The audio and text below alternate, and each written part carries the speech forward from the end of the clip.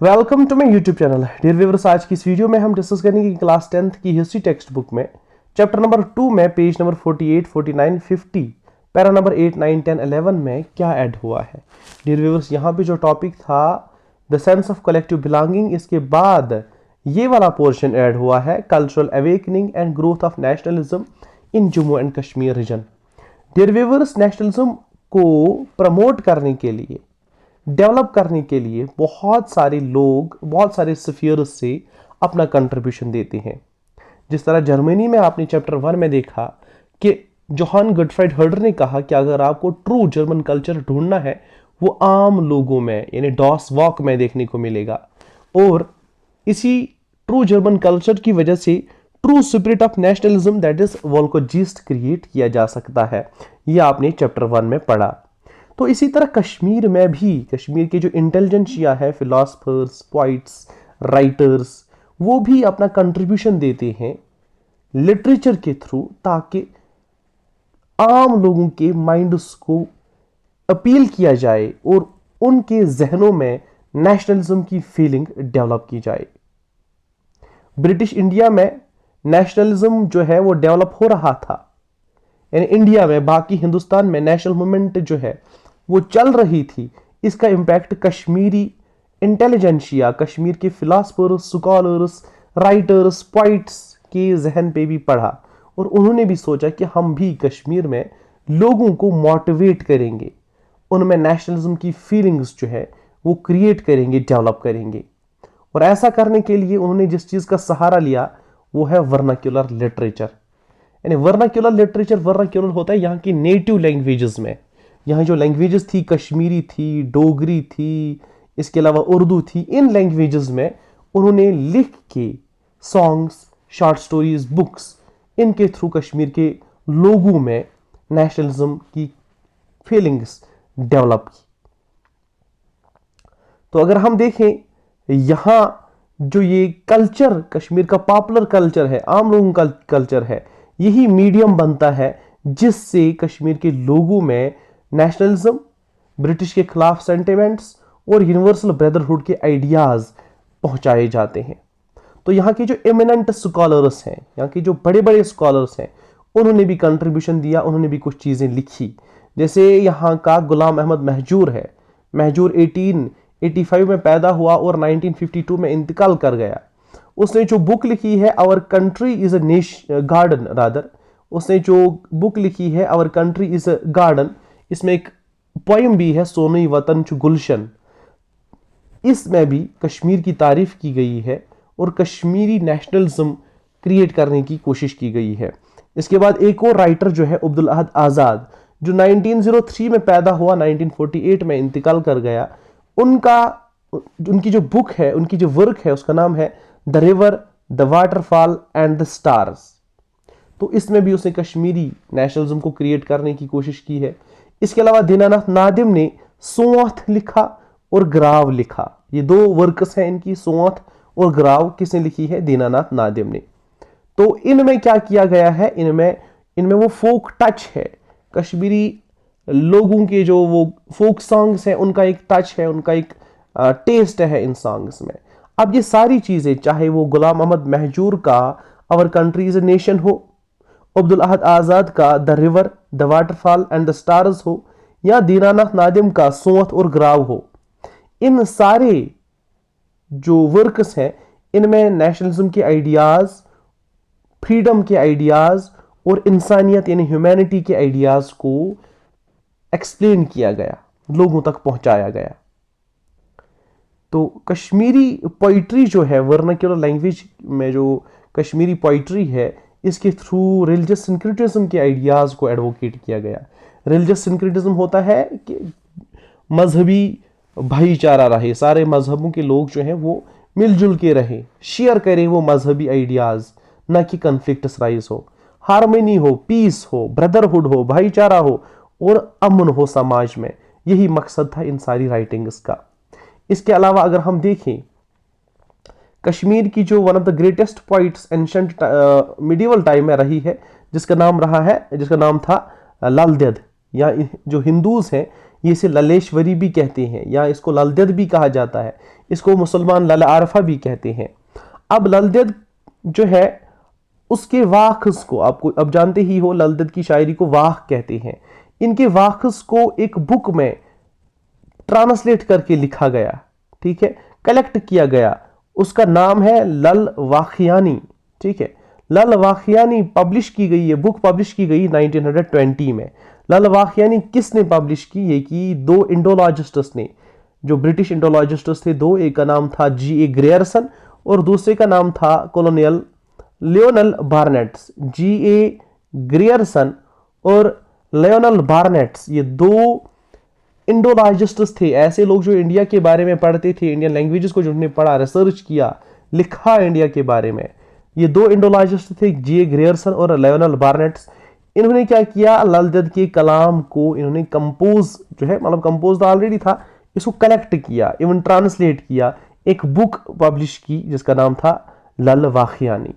अब ललदद की जो शायरी है उसमें किस चीज को रिप्रेजेंट किया गया है? ललदद की शायरी में हमें क्या देखने को मिलता है? ललदद की शायरी में हमें कश्मीरियत देखने को मिलती है, ठीक है। ललदद की शायरी में हमें कश्मीरियत देखने को मिलती है। कश्मीरियत क्या है? कश्मीरियत एक कल्चरल रिपोर्टायर है, कश्मीरी कल्चर का एक वो विरसा है जो काफी सदियों से कश्मीरी लोगों ने डेवलप किया है। कश्मीरी कल्चर, इसमें हिंदुइज्म की प्रैक्टिसेस, हिंदुइज्म की आइडियाज, फिलॉसफीज, इस्लाम की, बुद्धिज्म की, ये जो सारे, इवन सिखिज्म की, ये सारे मजहबी रसूम जो हैं ये मिलजुल के यहाँ पे एक नया कश्मीरी कल्चर बना है, ठीक है। ये एक कल्चरल विरसा है यहाँ। तो उस चीज को जो ललदद है, ललदद का कलाम उस चीज को रिप्रेजेंट करता है, उस चीज को दर्शाता है। और ललदद का जो कलाम है इसमें एक यूनिवर्सल अपील है, सारे मजहबों के लोग जो हैं इंप्रेस होते हैं, हिंदूज भी, मुस्लिम्स भी। यूनिवर्सल का यही मतलब है, यूनिवर्सल अपील है इसकी इन कलाम में। हालांकि इन रियलिटी ललदद जो है वो एक शिवाइट थी, लेकिन उसकी जो फिलॉसफी ऑफ गॉड है, उसकी जो फिलॉसफी है ओवरऑल, वो सूफीज्म के बहुत क्लोज है। यानी ललदद की शायरी पढ़ के इंसान कंफ्यूज हो जाता है वेदर वो मुसलमान थी या वो शिवाइट थी, हिंदू थी। असल में इसने वो जो वननेस ऑफ गॉड का या वहदतुल वजूद है उसका कंसेप्ट ऐसे एक्सप्लेन किया है, वहां हमें जो रिलीजियस बाउंड्रीज हैं वो नजर ही नहीं आती है। वहां हिंदुइज्म और इस्लाम एक होते हुए नजर आता है। उसकी जो शायरी है उसमें वो मजहबी टॉलरेंस, वो जो कुव्वत बर्दाश्त होता है, डिफरेंसेस को बर्दाश्त करना, रिकॉग्नाइज करना, एक दूसरे के मजहब को रिकॉग्नाइज करना, एक दूसरे के मजहब को रेस्पेक्ट करना और मजहबी डिफरेंसेस को बर्दाश्त करना, ये सारी चीजें मिलती हैं। कुव्वत बर्दाश्त देखने को मिलता है ललदद की शायरी में। ये तो ललदद के बारे में हुआ, ललदद की शायरी के बारे में हुआ, जिसको ललदद की शायरी को जी ए ग्रेयरसन और लियोनल बार्नेट्स ने पब्लिश किया 1920s में। इसके बाद क्या हुआ, जो कश्मीर का एक और बहुत बड़ा शायर था कश्मीरी लैंग्वेज का, जिसका नाम है शेख नूरुद्दीन, जिसको हम शेखुल आलम भी कहते हैं, शेखुल आलम रहमतुल्लाह अलैह या शेख नूरुद्दीन वली, जो एक कश्मीरी शायर था। और उसकी शायरी को आप जानते ही हैं, श्रुक्स कहते हैं। शेखुल आलम की शायरी को श्रुक कहते हैं। उनके श्रुक्स को भी पब्लिश किया गया। तो शेखुल आलम की शायरी को जब पब्लिश किया गया, आप जानते ही हैं शेखुल आलम की शायरी जो है वो डिवोशनल है, वो मजहबी शायरी है और मजहबी तालीमात शेखुल आलम की शायरी की वजह से आम लोगों तक पहुंची। एंड एक और चीज जो की गई वो है कश्मीरी डिक्शनरी पहली बार लिखी गई, कश्मीरी डिक्शनरी पहली बार बनाई गई। और ये किससे बनाई? ये जी ए ग्रेयरसन ने बनाई। जी ए ग्रेयरसन ने 1924 में कश्मीरी डिक्शनरी पहली बार पब्लिश की। यानी कश्मीरी लैंग्वेज में किसी ने जो डिक्शनरी पहली बार बनाई वो एक अंग्रेज था। कश्मीरियों ने कुछ नहीं किया था अभी तक अपने लैंग्वेज को प्रोटेक्ट करने के रिलेटेड। कश्मीरी डिक्शनरी पहली बार जो है वो किसने पब्लिश की, बनाई? जी ए ग्रेयरसन ने। ये तो कश्मीर के बारे में था। अब जम्मू के बारे में हम डिस्कस करते हैं। जिस तरह कश्मीर में कश्मीरी लैंग्वेज के थ्रू, कश्मीरी लैंग्वेज में शायरी और बुक्स के थ्रू कश्मीरी कल्चर और नेशनलिज्म को प्रमोट किया गया। इसी तरह जम्मू रीजन में डोगरी लिटरेचर को यूज किया गया, डोगरी फोक टेल्स और फोक सॉन्ग्स को यूज किया गया, ताकि लोगों में नेशनलिज्म के सेंटिमेंट्स, नेशनलिज्म के जो इमोशंस हैं, फीलिंग्स हैं, वो क्रिएट करें। तो डोगरी लिटरेचर में जिन लोगों का नाम सर फहरिस्त है, उसमें एक इमिनेंट पॉइंट, एक अहम पॉइंट है जिसका नाम है हरदत्ता शास्त्री। तो हरदत्ता शास्त्री ने एक बुक लिखी जिसका नाम है लंका तेरी नयो बचनी। ठीक है, जिस तरह जो है रावण की लंका राम के हनुमान ने जलाई थी। ठीक है, रावण तो एक पोर्ट्रे किया गया है, एक जालिम था, जालिम बादशाह था, तो उसके जुल्म को, इवन उसकी लंका को किसने जलाया था? राम ने जलाया था, या हम कह सकते हैं हनुमान ने जलाया था। तो इसी तरह इसने जो बुक लिखी लंका तेरी नयो बचनी, ये लंका किन की है? ये अंग्रेजों की जो है नैया है, अंग्रेजों की जो नाव है, या हम कह सकते हैं अंग्रेजों की जो हुकूमत है, उसको इसने लंका के साथ ताबीर किया है और उनको एक वो जो अल्टीमेटम सा दिया है, भाई आपकी लंका जो है अब ये नहीं बचने वाली है, आपका जुल्म जो है खत्म होने वाला है। इस तरह हरदत्ता शास्त्री ने ये जो है लंका तेरी नयो बचनी लिखी। इसी तरह एक और बुक जो है वो लिखी दीनू भाई पंत ने।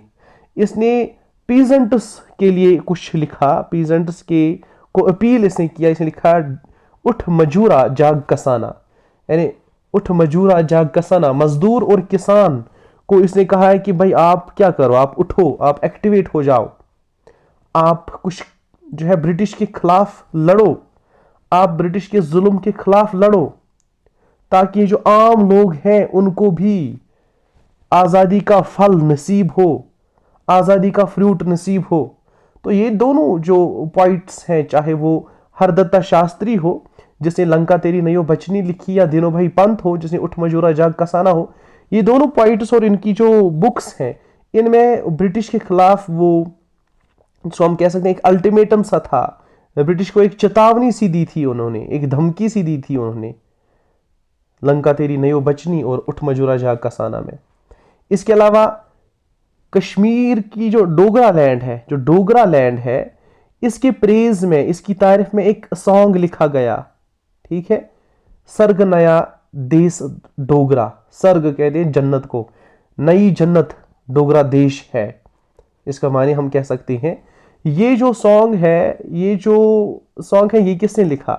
ये लिखा दीनू भाई पंत और रामनाथ शास्त्री ने मिलके। और ये जो सर्ग नया देश डोगरा दीनू भाई पंत और प्रोफेसर रामनाथ शास्त्री ने जो लिखा, ये उसी टोन और उसी पैटर्न पे था जिस तरह इंडिया का नेशनल एंथम है, जन गण मन अधिनायक।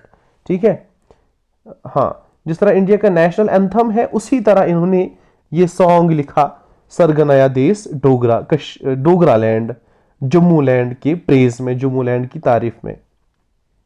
एंड ओवरऑल मकसद ये है कि यहाँ के लोगों को यहाँ की ज़मीन के रिलेटेड मोहब्बत जो है क्रिएट की जाए उनमें। अच्छा, इसी तरह कश्मीरी पैट्रियाटिज्म, कश्मीरी हुब्बुल वतनी को एक और फ्लिप मिलता है, एक और प्रमोशन मिलती है। ठीक है, किसकी वर्सेस में? कृष्णा स्मेलपुरी की वर्सेस में।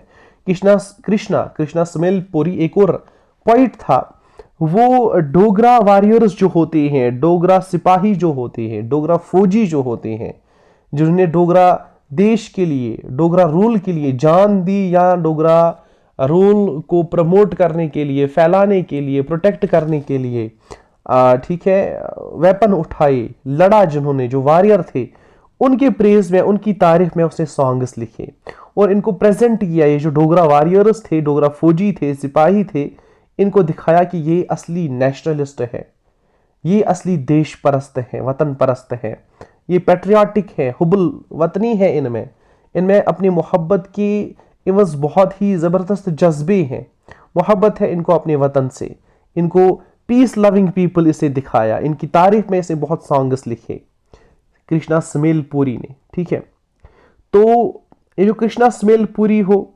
हरदत्त शास्त्री हो, प्रोफेसर रामनाथ शास्त्री हो, ये सारे राइटर्स जो हैं, इन्होंने ऐसा कुछ लिखा जिससे आम लोगों के जहन को अपील किया जा सके, आम लोगों के जहन सोचे और सोचने के बाद वो बदलें।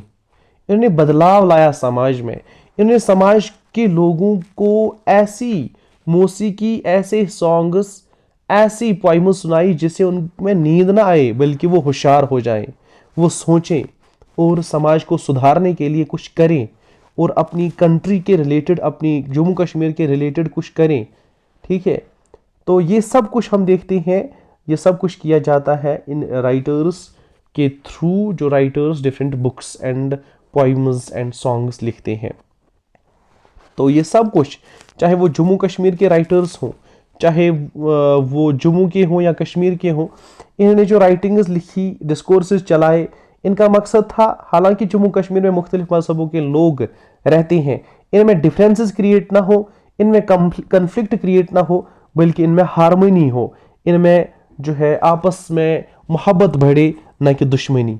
यही मकसद था। जब आपस में ये मोहब्बत बांटेंगे, ये ब्रिटिश के खिलाफ यूनाइटेडली लड़ सकते हैं। अगर आपस में लड़ते रहे तो कमज़ोर हो जाएंगे, ब्रिटिश को नहीं हरा सकते। मकसद यही था इन राइटर्स का कि कश्मीर, जम्मू के हिंदू, मुसलमान, सिख्स में आपस में हारमोनी क्रिएट कराई जाए, भाईचारा, पीस, लव, अफेक्शन क्रिएट की जाए, न कि कन्फ्लिक्ट क्रिएट हो। एंड यहाँ आज हम इतना ही डिस्कस करेंगे। हमारी जो नेक्स्ट वीडियो है वो होगी क्वीट कश्मीर पे, और इसके साथ ही हमारा जो दूसरा चैप्टर है उसमें जो पोर्शंस ऐड हुए हैं वो खत्म हो जाएगा। इसकी में एक टॉपिक बचता है क्वीट कश्मीर मूवमेंट, वो हम नेक्स्ट वीडियो में डिस्कस करेंगे। Thanks for watching this video.